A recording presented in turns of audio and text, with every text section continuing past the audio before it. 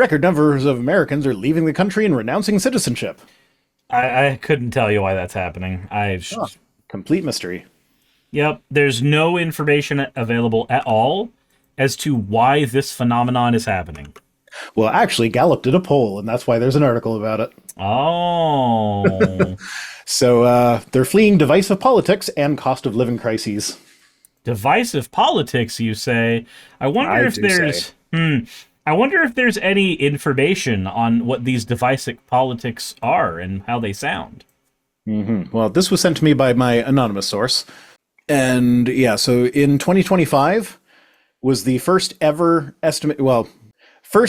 estimated net outward migration of the U.S. population since the Great Depression. So since the Great Depression, immigration has always outweighed ex-migration. Yeah, sure, we'll use that word. There is a word for it, and it's a word that I know, so it's really funny that I can't remember it.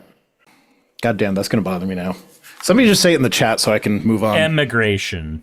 Okay, yeah, that is immigration. It's immigration and emigration. You are correct, thank you. And I did know that. Okay. So yeah, immigration has always outweighed emigration in the United States since the Great Depression, and now it doesn't.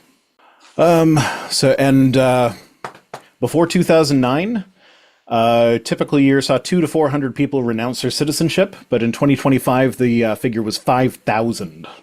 That's so cool. That's not just people moving away. That's people moving away and being like, fuck that, I never want to come back. I am no longer a citizen.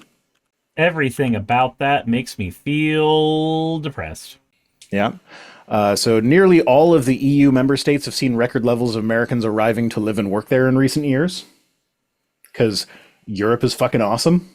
No matter how much the right wing will fearmonger about socialist Europe being overrun by Muslims that are going through the streets in rape gangs, it's actually really nice there. But my mongers, they're feared. Why won't you let me do that? How dare? Monger is a really weird word. It is a very weird word. It is a very strange word. I'm here to mong some fish. Because I'm a fishmonger, you see. Somebody comes in and starts talking about mogging next. Oh, God. Well, I mean, you're mogging me with those amazing tits right now. Oh, yeah, that's fair. Sirs has tit-maxed his mogging game. I hate every word that came out of your mouth. Did you see the balls maxing thing that was going around Blue Sky the other day? What? Apparently, there's a group of guys who are obsessed with making their testicles as large as possible, so they do at-home saline injections to inflate them to the size of cantaloupes. Right. And these people aren't in therapy. Why? Because saline solution is cheaper than therapy. Uh-huh. Yeah. I want less of whatever they're having. Well, they're not having sex, I'll tell you that. No, they definitely aren't. Because that was a key part of the article, is that they're having a hard time finding someone who appreciates their engorged I'm just like, who has ever looked at a nutsack and been like, yes, but I want more? Like, even if you are attracted to the male body, is the nutsack not just a weird, squishy bag thing? Does anyone like who is into testicles? I don't want to answer. I'm sure there are people that are into testicles. But for those people, how many of them are into, let's make it as big as possible? I don't like anything anymore. But that has nothing to do with this. That just is what I thought of when I brought up tit maxing and mogging. Uh-huh. Okay. Why is the universe the way it is? And I think to myself, what a wonderful world. I don't actually. I'd like to think less to myself. I'd like to think less, Rhino. That's where I'm at right now. I'd like to think congratulations, less. You live in the right country for that. Yeah, that's depressing. That makes me sad. Okay, back to people running away from the States. Uh-huh. A November 2025 Gallup poll found that 1 in 5 Americans would like to permanently move, which is double the figure from 10 years ago. So that's 20% of Americans are like, if I could, I would get the fuck out. That's massive. Now I get that the actual number of people leaving is never going to reach that because like money is a thing.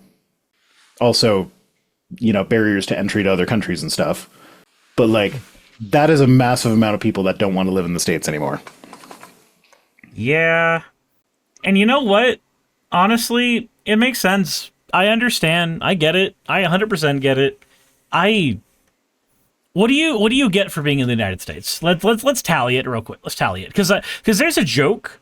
When I thought I was going to go into the Air Force, there was a joke that was given to me by the Air Force recruitment officer when he was saying what the other branches could offer, and obviously he had an incentive to get me into the Air Force instead of anywhere else, but.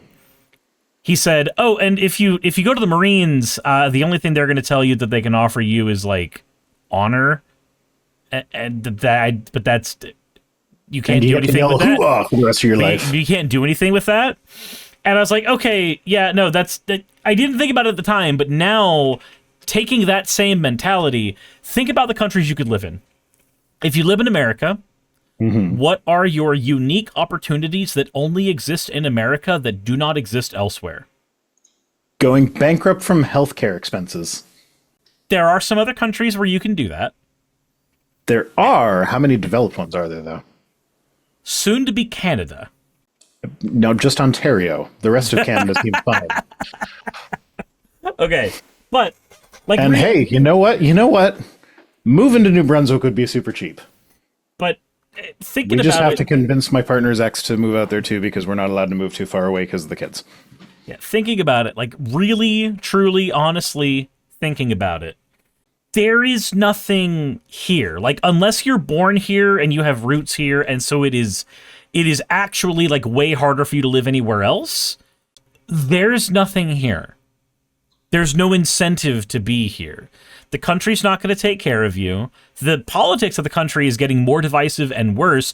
You are the centerpiece of all conversation as a country for damn near every single other country on the planet because your country, my country, just happens to be the one that throws its imperialist arm around out the most right now.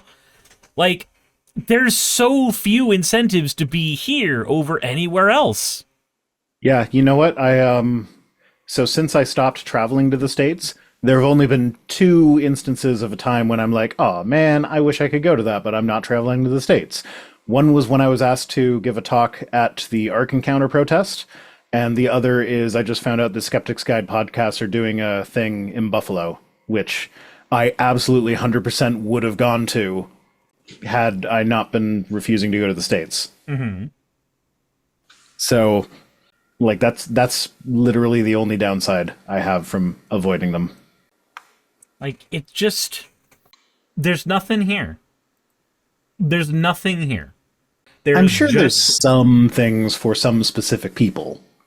I struggle to find what they are or articulate them. I see you pedants, we're not talking about family and, like, social ties. We're talking material benefits. Yeah, like what things does this country offer you uniquely that another country couldn't? Because you can't. If you're a billionaire, a low tax rate. Like, you can't do the family thing because in this hypothetical, your family can exist elsewhere. That can. That's a thing that can happen. So, yeah, I can't think of anything that truly matters. Just apply the veil of ignorance. You don't know what country is going to be yours when it comes up. So which countries would you like to be on the table? If I wanted countries on the table right now, I can think of Finland. I can think of Japan. Denmark. I can think of Canada. I can think of Germany. I can think of New Zealand. Not Canada. Not Canada. I do love it in Canada, but Europe has so much. Europe is kicking your ass in a lot of areas, but you got to remember, from my perspective in America, Canada is an improvement. Yeah, I know. That's why I was going out of my way to be like, yeah, no, we're good, but go to Europe.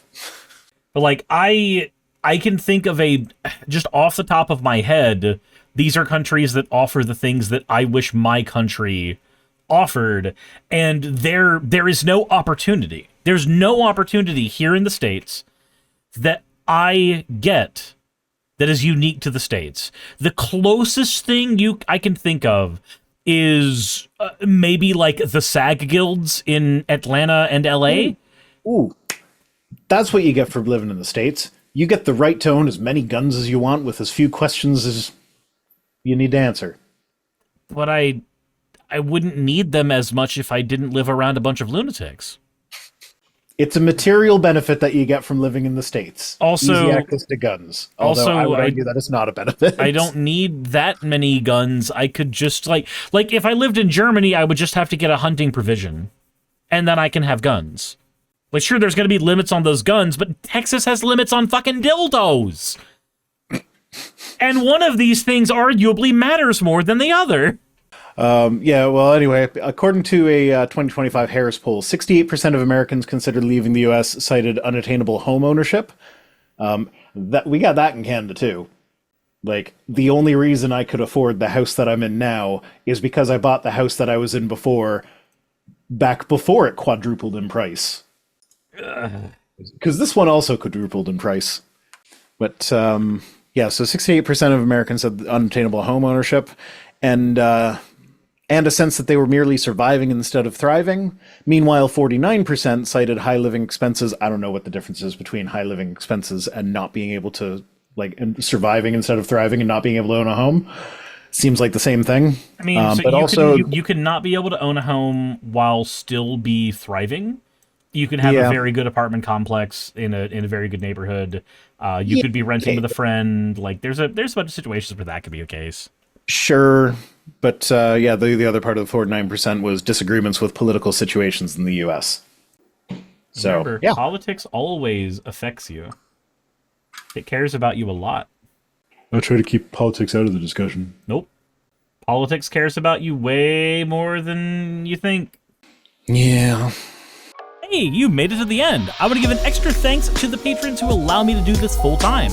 I want to thank Aaron Rail, Astral, Blitzkrieg, Jemshin, Poundini, Red Joker, Victoria, Jonas, Craig, Tarika, Fireshard, Smiling GM, John, Dren Hadamada, Creeper, Sagitta, I'm not saying that last part, Sylvie Snow, Valis of Seraph, Ottoman Angel, Rooster Rachel, and Fire Panda, who are all my $20 and up patrons.